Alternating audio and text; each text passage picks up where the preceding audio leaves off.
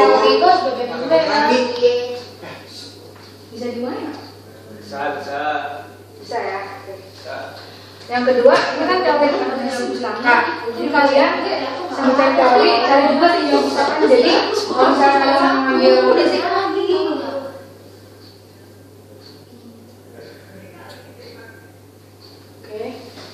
yang ketiga ini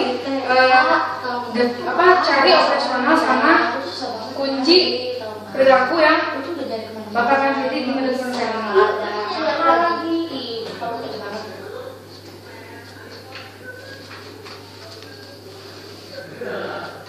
Jadi mulai.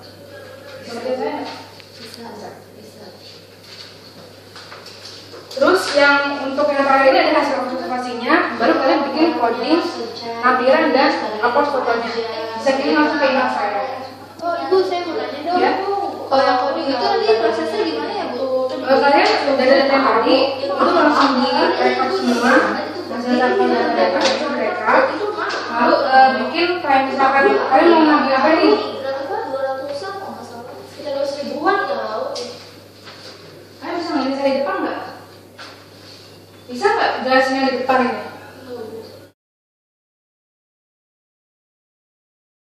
Adalah hasil observasi.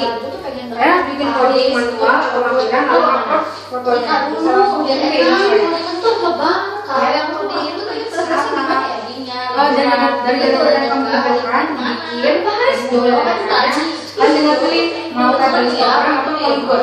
Apa deh? Cuma naruh doang tuh kan. Iya kan, udah cek belum sih pakai tulisan. Nah, di belakang.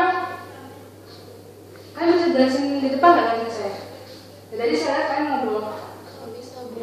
Bisa nggak? Enggak. Harusnya bisa dong, kalian ngobrol sendiri di belakang. Sini, maju. Bisa nggak? Ngerti nggak dari yang saya sampaikan apa di depan? Enggak tahu, Bu. Nggak tahu? Enggak. Keluar aja kan dulu. Keluar. Jangan dong. Saya nggak butuh kalian berdua di sini, saya butuh mereka yang ngertiin saya.